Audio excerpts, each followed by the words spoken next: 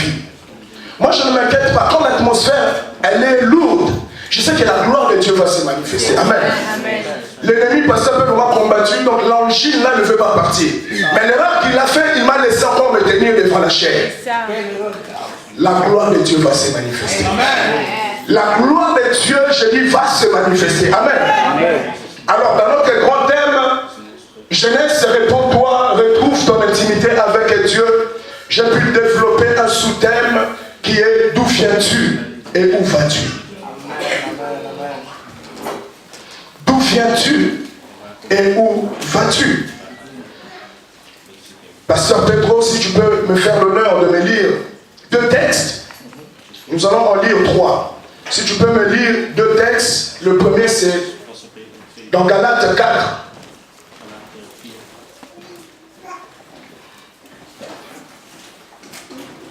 Galates chapitre 4, versets 22 à 23.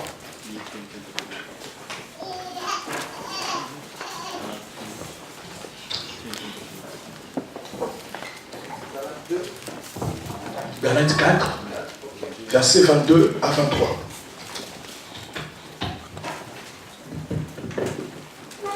Alors, la Bible nous dit, car il est écrit qu'Abraham eut 2 fils, un de la femme esclave et un de la femme libre. Mais celui de l'esclave naquit selon la chair, et celui de la femme libre naquit en vertu de la promesse. Amen. Retenons que Abraham eut 2 enfants, ou 2 postérités. Un fils qui est né d'une femme esclave et l'autre d'une femme libre. Dans la femme esclave, c'est Agar, et la femme libre, c'est Sarah. Amen. Soyez connectés avec moi, bien-aimés. J'aime prêcher avec l'Église. Amen. Deuxième lecture, mon pasteur, Matthieu 10, 34 à 36. Alors la Bible nous dit, ne croyez pas que je sois venu apporter la paix sur la terre.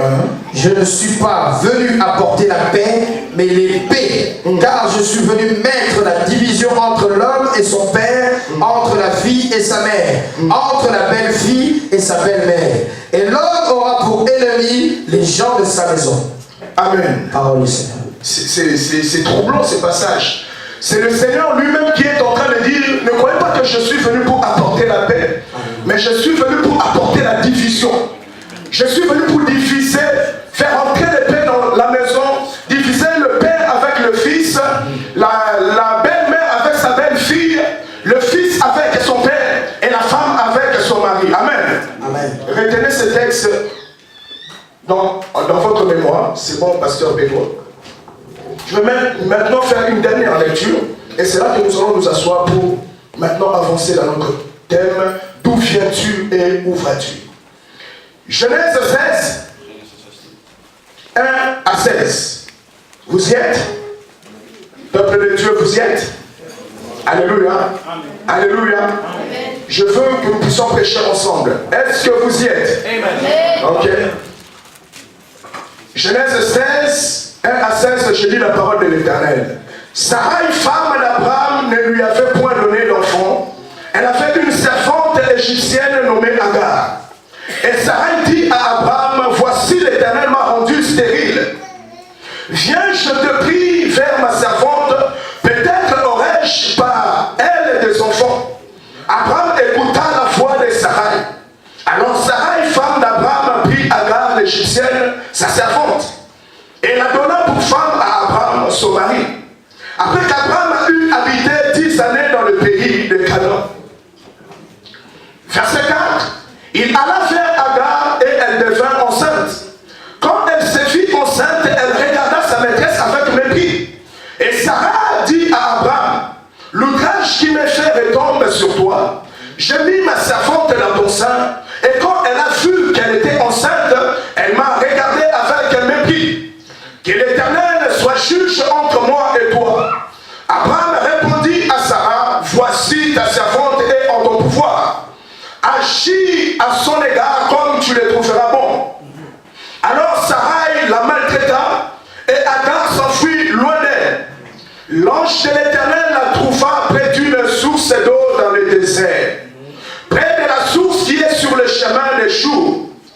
Il dit, Agar, servante de Sarai, d'où viens-tu et où vas-tu? C'est là que j'ai tiré le thème de ma prédication. D'où viens-tu et où vas-tu? Elle répondit, je fuis loin de Sarai, ma maîtresse. L'ange de l'Éternel lui dit, retourne vers ta maîtresse et humilie-toi sous sa main. L'ange de l'Éternel lui dit, je multiplierai ta postérité et elle sera si nombreuse qu'on ne pourra la compter. L'ange de l'Éternel lui dit, voici tu es enceinte et tu enfanteras un fils à qui tu donneras le nom d'Ismaël. Car l'Éternel t'a entendu dans ton affliction. J'aimerais dire à une personne aujourd'hui que Dieu t'a entendu dans ton affliction. Amen. Je voudrais dire à une personne encore cet après-midi, Dieu t'a vu dans tes souffrances. Amen. Verset 12, il sera comme un âne sauvage, sa main sera contre tous et la main de tous sera contre lui. Et il habitera en face de tous ses frères. Elle appela Atad El-Roy, le nom de l'Éternel qui lui avait parlé, car elle dit, ai-je rien vu ici après qu'il m'a vu? C'est pourquoi l'on appela ce puits le puits de Lacaïroy. Il est entre Kadès et Bared. Verset 15, Agar enfantant un fils à Abraham. Et Abraham donna le nom d'Ismaël au fils qu'Agar lui avait enfanté. Verset 16, Abraham était âgé de 86 ans lorsque Agar enfanta Ismaël à Abraham. Parole de l'Éternel. Vous pouvez vous asseoir. Alors, je voudrais que tu puisses me prêter attentivement tes deux oreilles. Car la parole de Dieu, nous la mangeons au travers des oreilles. Amen. Alors, que tu ne sois pas distrait ou distraite en cet après-midi. Dieu ne peut pas envoyer son serviteur, prendre son serviteur d'une ville lointaine et l'amener au milieu de vous sans pour autant vous parler. Sans pour autant transmettre la pensée de l'éternité. Amen. Alors, nous sommes dans un contexte où Dieu a appelé un homme du nom d'Abraham. Nous connaissons l'histoire d'Abraham. Dieu va lui dire, quitte ta patrie, quitte ton pays, quitte ta maison, va au lieu où moi je te montrerai. Et ce lieu, c'était Canaan. Bien aimé, je voudrais t'informer qu'Abraham de lui-même, il n'avait jamais pensé à pouvoir habiter à Canaan. Abraham, il n'avait jamais pensé un jour mettre ses pieds sur cette terre de Canaan. Mais pourquoi est-ce que Dieu vient faire Abraham pour qu'Abraham puisse aller à Canaan? C'est parce que son père Terah, si nous allons dans Genèse 11, la Bible nous dit que Terah, père d'Abraham, va prendre Abraham, sa femme et son autre fils. C'est lui qui va les prendre pour les ramener à la terre de Canaan. Mais lorsqu'ils vont arriver à Charon, Terah va mourir. C'est le père qui a fait l'initiative. Il avait pris la décision de prendre ses enfants, de quitter Ur en Chaldée, là où ils habitaient, parce qu'ils sont originaires de Chaldée. Il va prendre la décision de quitter la ville de Ur en Chaldée et il va vouloir partir à Canaan. Mais en cours de route à Charon, la ville de Charon où ils vont s'installer, Terah va mourir. Pour telle information, Abraham de lui-même, il ne voulait pas aller à Canaan. Mais c'est son père Terah qui voulait l'amener à Canaan.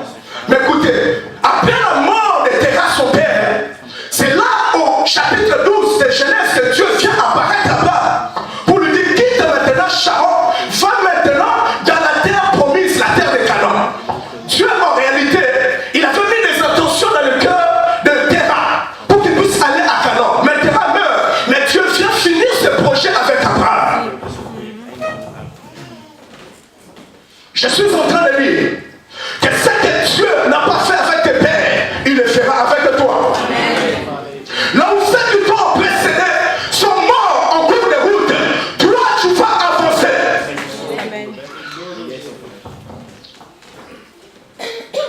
Est-ce que quelqu'un est en train de me comprendre? Là où ceux qui t'ont précédé, là où même tes pères, ils n'ont pas réussi, Dieu t'a dit aujourd'hui, toi tu réussiras. Amen.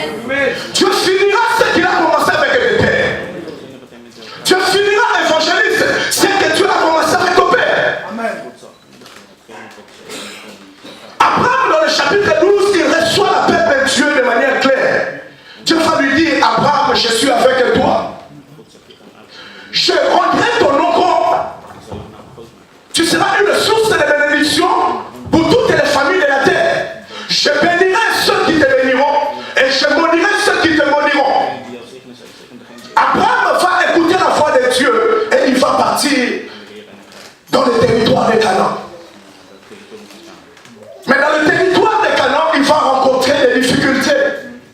Bien aimé, je suis en train de te dire que l'appel de Dieu sur ta vie ne t'exclut pas, ne t'exempte pas de difficultés.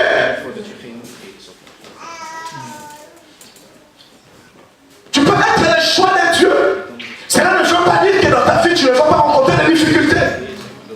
La première des difficultés qu'Abraham va rencontrer, c'est la famine. Pourtant, Dieu l'avait appelé.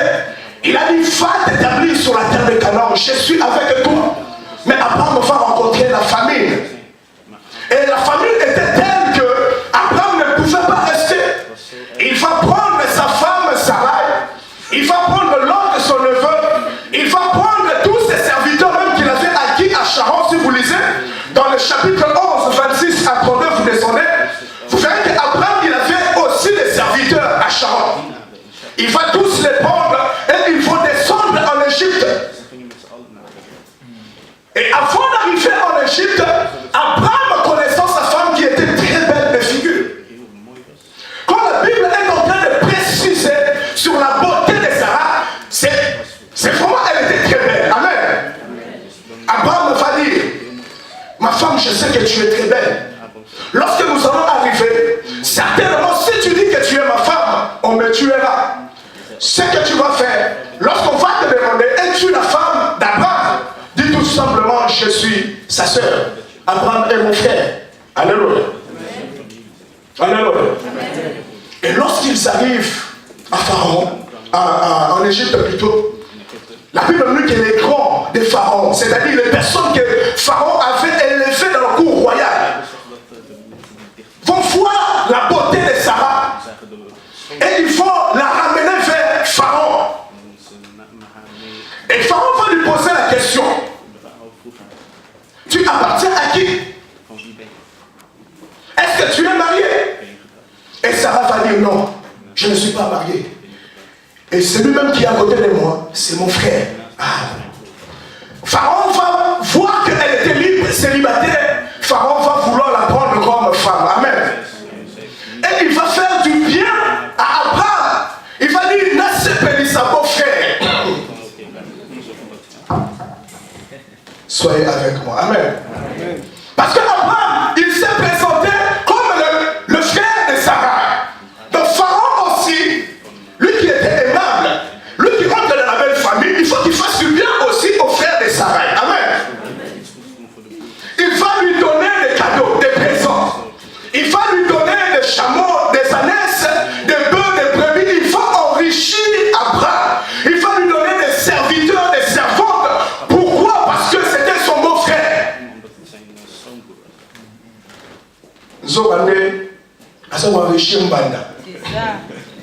Il est en train d'enrichir le rival. Amen. Et la nuit, il va vouloir aller vers elle. Et je crois que Sarah, elle a quand même fini par dire la vérité. Et Dieu va frapper, infliger une correction à Pharaon et à toute sa maison. Là, on est en train de nous parler des plaies. Et Pharaon va voir Abraham. Il va dire, mais pourquoi est-ce que tu m'as menti? Alors je ne veux plus te voir ici dans le pays d'Égypte. Va-t'en, prends tous tes biens, sors d'Égypte. Et Abraham, lorsqu'il quitte, il prend tous les présents que Pharaon lui avait donnés. Et la Bible dit qu'il était devenu encore fort riche. Amen. Nous allons lentement, nous allons arriver. Et lorsqu'il retourne à Canaan, la deuxième difficulté qu'il rencontre, c'est la stérilité de sa femme. Or, à Canaan, ils vont vivre pendant 10 ans. Et c'est à la 10e année que Sarah va voir qu'elle ne peut pas concevoir, que cette histoire a tellement duré, qu'elle va dire, j'ai quand même une servante, je vais te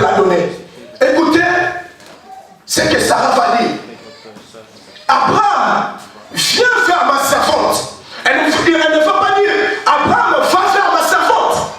C'est pour nous expliquer que c'est Sarah elle-même qui va préparer le lieu d'intimité. C'est Sarah elle-même qui va préparer le lit. C'est Sarah elle-même qui va préparer le lieu d'intimité. Parce qu'il est en train de dire à Abraham, viens vers ma servante. Et non, va vers ma servante. Sarah est l'image du Saint-Esprit, lui qui nous permet de rentrer dans l'intimité profonde de Dieu. Amen. Et lorsque Agar va dans l'intimité, va là où on avait préparé le lieu d'intimité pour elle et Abraham, la Bible nous dit qu'elle va concevoir. Amen. Elle va tomber enceinte. Et Agar, quand elle a vu qu'elle était grosse, quand elle a vu qu'elle a fait un enfant, elle était enceinte, elle commençait à mépriser sa maîtresse. Celle qui a fait préparer le lieu d'intimité. Celle qui l'a fait emmener vers son mari. Elle commençait à le mépriser. Je crois que Sarah, elle a vu des femmes en grossesse. Des femmes grosses. Mais la grossesse d'Agar, c'était exagéré. Amen. La grossesse d'Agar, c'était exagéré. Je crois qu'elle pouvait même passer à côté d'Agar, de Sarah, jeter même la salive. Pour que Sarah puisse arriver à ce niveau de dire à Abraham, voici l'outrage qu'il me fait, que cela puisse se retomber sur toi. Sarah était affligée dans son cœur. Elle était attristée dans son cœur, bien-aimé. Combien le Saint-Esprit de Dieu qui nous a introduits dans son intimité, il nous fait des dons. Le Saint-Esprit, il nous fait des grâces. Tu viens à l'église, tu n'as fait même pas du travail. Le Saint-Esprit de Dieu te donne du travail. Mais comment tu te comportes? Regarde comment tu es en train d'attrister le Saint-Esprit de Dieu. Et Abraham va dire, ma femme Sarah, la servante est sous ton pouvoir. Fais d'elle ce que tu voudras. Là, je suis en train de brosser les tableaux pour que nous puissions aller vers là où Dieu veut que nous puissions aller. Amen. Abraham va dire, il n'y a pas de problème. Fais d'elle ce que tu veux, elle est sous ton pouvoir. Et Sarah va la maltraiter. Mais c'est Dieu lui-même qui est. Il y a certains blocages que tu es en train de vivre dans ta vie. Ce ne sont pas les sorciers. Mais c'est Dieu lui-même qui est en train de faire ces choses. À cause de ton comportement. À cause de ta conduite. Tu attristes le Saint-Esprit. Et lorsque Agar fuit la maison d'Abraham, fuit la présence de Sarah, elle va se retrouver dans le désert. Agar ne va pas fuir dans un autre endroit, mais elle va se retrouver dans le désert. Et dans le désert, la Bible nous dit qu'elle va se retrouver près d'un puits d'eau. Alléluia. Alléluia. Et c'est près d'un puits d'eau que l'ange va la trouver plutôt. Et il va ouvrir le dialogue, pas par des bénédictions. Parce que l'ange, vous verrez si vous descendez, il va libérer des bénédictions sur la vie d'Agar. Que tu es enceinte, je bénirai ta descendance. Elle sera si nombreuse qu'on ne pourra la compter. Mais l'ange ne va pas ouvrir le dialogue par des bénédictions. Mais l'ange va ouvrir le dialogue par une question. D'où viens-tu? Où vas-tu? C'est ce que Dieu est en train de te poser comme question, bien-aimé. C'est ce que Dieu est en train de nous poser comme question. D'où viens-tu et où vas-tu? Agar va vouloir se justifier, bien-aimé. Agar va commencer à dire à l'ange, je fuis la maison d'Abraham, je fuis ma maîtresse. Voilà, elle me maltraitait, bien-aimé. Lorsque tu commets un péché, ne te justifie pas, bien-aimé. Parce que Agar a fait un chimal. Agar était dans le tort. Et elle voulait se justifier. C'est ça qu'Adam a fait. Lorsqu'il a péché, il fallait simplement dire que Dieu, j'ai péché. Il va prendre les feuilles de figuier, il va se couvrir. Les feuilles de figuier, ce sont les justifications que nous emmenons devant Dieu, bien. Lorsque tu es tombé, dis Dieu, pardonne-moi, je suis tombé. C'est ça la repentance. Agar, au lieu de se repentir, elle va vouloir se justifier. Mais l'ange ne va même pas faire attention à ce que Agar est en train de dire. L'ange va dire, Agar, servante de Sarah, retourne auprès de ta servante. Humilie-toi sous ta main. Sous sa main plutôt, excusez-moi. Quand l'ange est en train de dire à Agar, d'où viens-tu? L'ange ne voulait pas que Agar lui explique ce qui s'était passé. En réalité, l'ange voulait que Agar se rappelle de ses origines. Quand il est en train de dire, d'où viens-tu? Quelle est ta source de provenance? Quand il disait, d'où viens-tu? Il ne parlait pas de la maison d'Abraham. Mais il voulait que Agar se rappelle de qui elle était. C'est ce que la Bible nous dit dans le livre de Galates 4, 22, que notre pasteur vient de lire. Qu'Abraham a eu deux fils. Un d'une femme esclave et l'autre d'une femme libre. L'ange voulait que Agar se rappelle qu'elle était esclave. Dieu veut que tu puisses te rappeler de ta source. Dieu veut que tu puisses te rappeler de ton origine. Tu viens d'où, bien-aimé? Parce que si tu n'es pas conscient de ta source de provenance, tu ne pourras pas aller loin avec Dieu. L'ange voulait que Agar puisse se rappeler dans quelle situation elle était avant. Bien-aimé, lorsque Abraham, à cause de la famine, il a quitté Canaan, il est parti en Égypte, et lorsque Pharaon lui donne des bœufs, lui donne des chameaux, il lui donne des serviteurs, il lui donne des servantes, Pharaon va également lui donner Agar comme servante.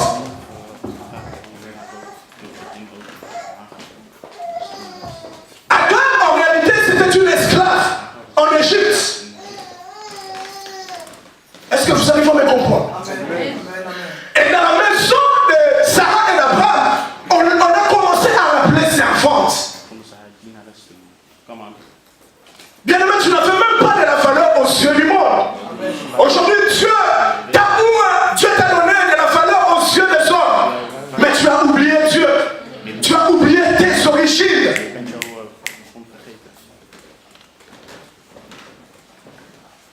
Et tu es loin de Dieu. Tu es dans le désert, tu es en train d'errer. Il y a beaucoup de personnes qui sont en train d'errer spirituellement. Évangéliste prospère. Il y a beaucoup de gens qui sont en train d'errer dans le désert. Agar a oublié. Le père de Pharaon, elle était sous l'emprise de Pharaon. Un esclave n'a aucun droit, bien aimé. Lorsque le maître te frappe, même lorsque le maître t'insulte, tu n'as pas de dignité, tu n'as pas de la valeur. Mais elle a oublié qu'elle a quitté cet état d'esclave. Et Dieu l'a élevé à un niveau où on appelait servante. C'est l'ange qui est en train de lui dire, de nous préciser ces choses. Servante de Sarah. Tu n'avais pas de la valeur aux yeux de Dieu. Dieu t'a donné un petit don pour chanter. Mais pour venir chanter simplement pour Dieu, c'est devenu compliqué. Il faut que l'église sente que toi, tu n'es pas là. Est-ce que je peux parler? Tu n'avais pas de la valeur. Mais Dieu, par grâce, parce que tu l'avais cherché, parce que quand tu avais des difficultés, tu rentrais dans l'intimité et cherchais Dieu. Dieu, dans son amour, il s'est laissé bouffer. Et il t'a donné du travail. Mais pour maintenant servir Dieu, c'est devenu tout un problème. Tu n'avais pas d'enfant, bien-aimé. Tu étais stérile, humilié par beaucoup de personnes. Mais Dieu t'a rendu mère aujourd'hui. Où es-tu? Tu es loin de Dieu. Tu n'avais pas de l'intelligence à l'école. Dieu t'a fait grâce. Aujourd'hui, tu progresses. Mais tu as oublié Dieu. Dieu te dit, d'où viens-tu et où vas-tu? D'où viens-tu et où vas-tu? Bien aimé, il est important que nous puissions puissions avoir en tête notre origine. Ne jamais oublier là où Dieu nous a pris. Ne jamais oublier là où Dieu nous a ramassés, bien-aimés. Nous ne sommes que le fruit de la grâce. Nous ne sommes que le fruit de la grâce, bien-aimés. Même moi qui vous parle, je n'avais pas de la valeur. Aujourd'hui, Dieu m'a appelé, m'a consacré. Je suis devenu pasteur, non seulement dans l'église locale, mais dans l'église corps du Christ. Amen. Si nous portons des costumes, vous nous donnez un peu de la valeur, c'est Dieu, bien-aimé. Parce que sans Dieu, tu ne pouvais même pas prendre ton temps pour m'écouter. Nous devons revenir à Dieu. C'est ça la repentance. Bien-aimé, lorsque Abraham descend en Égypte, en réalité, cette descente avait pour but de délivrer Agar de la main de Pharaon. La descente d'Abraham et de Sarah en Égypte, c'est pour la libération d'Agar. Abraham, il est le type de Moïse qui descend en Égypte avec sa femme Séphora pour libérer le peuple de la main de Pharaon. Tu ne m'as pas compris. En dépit de tout ce qu'il y avait, c'est vrai qu'il y avait la famille, mais Dieu avait un but ultime, c'est d'aller libérer Agar de la maison de Pharaon. Dieu va créer une situation pour qu'Abraham puisse quitter Canaan. Cette démarche de Canaan en Égypte, c'était prophétique, bien aimé. Lorsque Abraham descend en Égypte, c'est juste pour libérer Agar. Il est le type ou l'image de Moïse qui ne descend pas tout seul avec Séphora en Égypte pour aller libérer le peuple. Ce qu'Abraham a fait en Égypte, c'est ce que Moïse devait faire avec le peuple. L'image de l'Agar qui était sous l'emprise du diable, qui était sous l'emprise de Pharaon.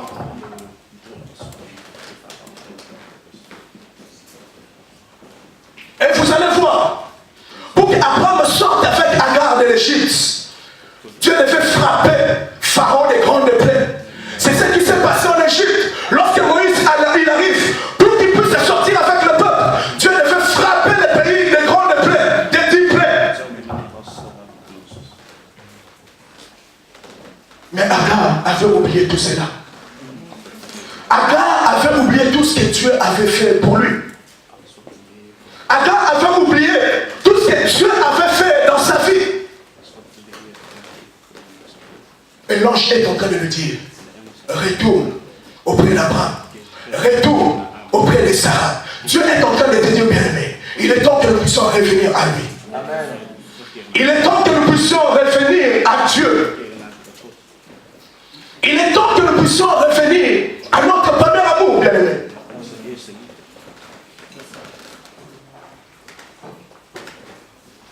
Où es-tu, bien-aimé? Es-tu heureux de la vie que tu es en train d'emmener? Es-tu satisfait de la vie que tu mènes? Dieu a besoin de toi. C'est pour cela que Dieu m'a envoyé comme son ange pour te rappeler d'où viens-tu et où vas-tu. Amen. Alléluia. Bien-aimé, Agar ne s'est pas retrouvée dans le désert par hasard. Parce qu'il y avait d'autres endroits. Elle pouvait aller se réfugier vers le voisinage. Là, je commence à rentrer dans mon message. Elle pouvait aller se réfugier dans un autre lieu. Mais Agar va se retrouver dans le désert. Parce que dans son esprit, Agar voulait retourner en Égypte. Lorsqu'elle quitte la maison d'Abraham, Agar va prendre la décision dans son esprit de retourner en Égypte. C'est pour ça que lorsque tu fuis loin de Dieu, bien-aimé, tu retournes dans le monde. Il n'y a pas de mi-chemin. Lorsque tu es loin de la face de Dieu, c'est l'ennemi qui t'attrape. Amen. Amen, amen.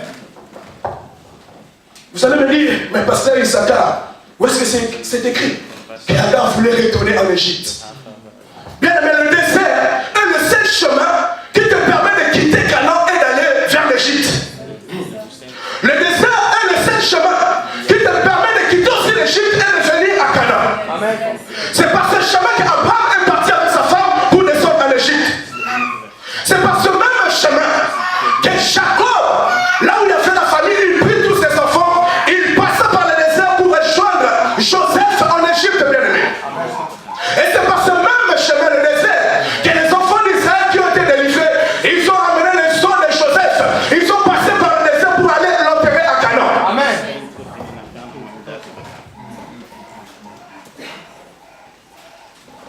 Agar avait une pleine intention de retourner en Égypte. Si nous allons encore plus loin, parce que malgré qu'elle va retourner dans la maison d'Abraham, mais plus tard encore, elle va encore quitter la maison d'Abraham. Et la Bible est en train de nous apprendre que Agar a fait son fils Ismaël qui avait grandi dans le désert. Agar va lui prendre une femme égyptienne.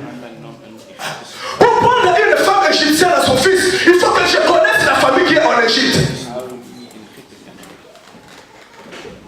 Il faut que j'habite en Égypte.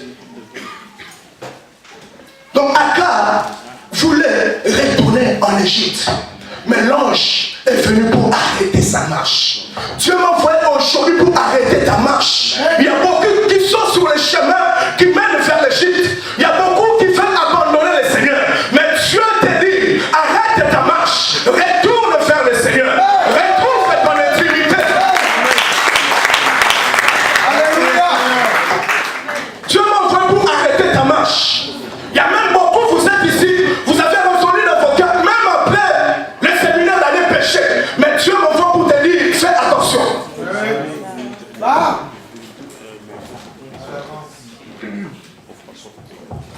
Dieu m'envoie pour te dire, retourne.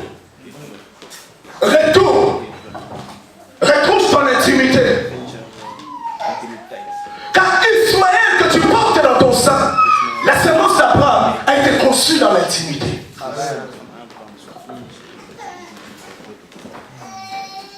Et l'ange est en train de dire à Agar, Agar, tu es enceinte. Pasteur Dieu fait. Est-ce qu'une femme qui est enceinte, est-ce qu'on a même le temps de lui dire qu'elle est enceinte? Soyez avec moi la jeunesse, j'ai envie encore de monter. Est-ce qu'une femme qui est enceinte, on peut lui dire que tu es enceinte? Pasteur Yves, quand tu étais enceinte de ta fille, est-ce qu'on pouvait te dire, tu sais que tu es enceinte? Pourquoi est-ce que l'ange lui pose la question? Parce que Agar est enceinte, mais elle est inconsciente qu'elle est enceinte. Parce que si elle était réellement consciente qu'elle était enceinte, elle ne pouvait pas se permettre de se trouver dans le désert. Dans un lieu aride, dans un endroit sans vivre, sans le manger, sans la boisson. Elle risquait, bien aimé, de tuer l'enfant et de se tuer elle-même. Vous arrivez à comprendre? Amen. Dieu te dit, tu n'es pas conscient de ce qu'il a mis dans ta vie. Agar n'était pas consciente. Une femme qui est consciente. Regardez, il y a beaucoup Sarah, elle a vu comment Sarah elle a souffert. Elle a eu même l'enfant avant Sarah dans la maison de Sarah. Mais Agar va jouer avec la sémence d'Abraham en elle. Elle va se permettre d'aller dans le désert. Une femme folle. Une femme folle. Parce que dans le désert, il n'y a pas à manger. Il n'y a pas à boire, bien aimé. Tu risques de faire une fausse couche, de tuer l'enfant. Et toi aussi de mourir. Dieu est en train de te dire, sois conscient de la chose qu'il a mis en toi. Beaucoup d'entre nous ne sont pas conscients de la chose que Dieu a mis en eux. Parce que si nous étions conscients, nous ne continuerons pas de le pécher. Nous ne continuerons pas à vivre dans des lieux arides.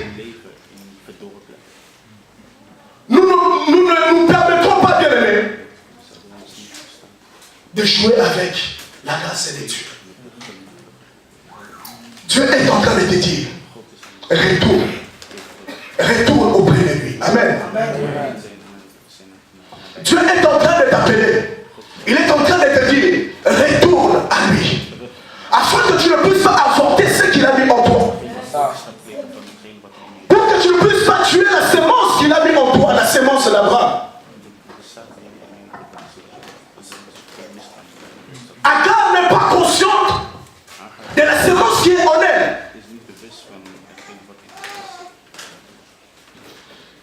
Agar n'est pas consciente de la grandeur de l'enfant qui est en elle. Si vous lisez, la Bible nous dit, l'ange va parler à Agar de manière claire. L'ange va prophétiser sur la vie de l'enfant. Il va dire, l'enfant que tu portes, sa main sera contre tous. Et la main de tous sera contre lui.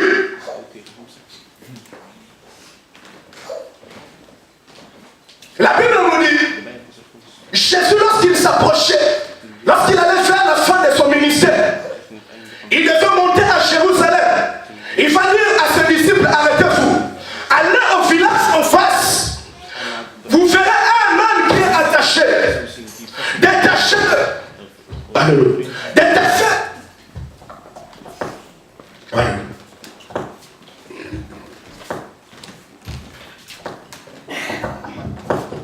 Alléluia. Merci. Jésus, lorsqu'il arrive vers la fin de son ministère, il voulait descendre à Jérusalem. Merci. Il devait monter à Jérusalem. Mais il y a un moment où il s'arrête. Il pouvait aller à pied. Il pouvait aller utiliser un autre moyen de locomotion. Mais il va dire à ses disciples, je reste ici. Je prendrai le temps qu'il faut. Mais allez au village en face, à Bethanie. Allez me chercher cet âne qui est attaché, sur lequel personne n'est encore monté. Je vais monter sur lui. Dieu est en train de te dire qu'il est temps. Il veut monter sur ta vie, bien-aimée. C'est sur toi qu'il va glorifier. Il va se manifester dans ta vie, bien-aimée. Tu as peut-être pas de considération aux yeux des hommes. Mais regardez, Dieu a suscité cette troisième conférence pour te dire que tu as de la valeur aux yeux des hommes. Là où personne ne pouvait s'attacher à toi. Là où personne ne pouvait faire attention à toi. Mais le Seigneur, il a envoyé ses serviteurs pour dire qu'allez détacher. Car j'ai besoin de monter sur cet âne. Je veux glorifier mon nom au travers de cet âne.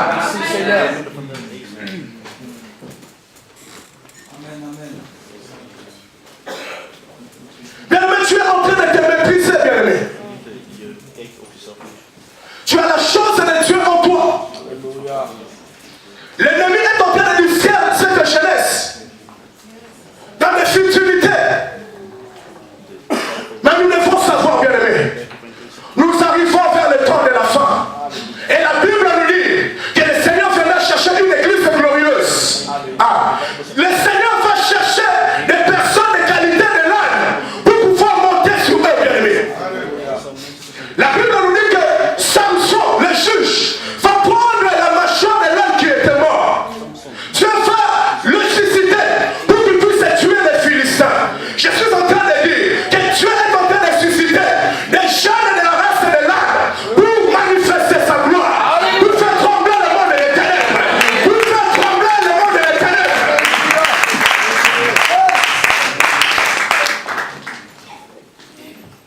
Tu ne connais pas ta vraie nature. C'est pour ça que tu es en train de jouer avec ta vie. Je suis en train d'arriver vers la fin de ma prédication. Écoutez la deuxième phase de cette prophétie. La Bible nous dit qu'Ismaël, cet enfant que tu portes là, au sein de toi, sa main sera contre tous. Et tous seront contre lui. C'est-à-dire, Ismaël, il a la maîtrise sur ses ennemis. Je vois Dieu susciter des jeunes qui auront la maîtrise sur l'ennemi. Amen. Amen. Amen. Amen. Amen. Or,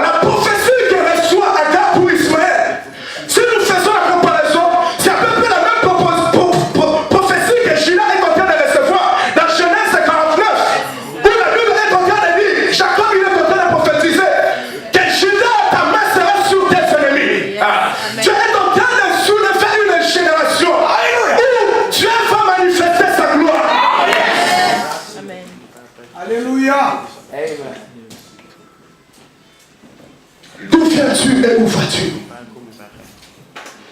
Agar, en réalité, regardez cet enfant. Sa main va être contre tous contre lui, mais il va habiter en face de ses frères. Écoutez la prophétie. Agar ne sait pas que l'enfant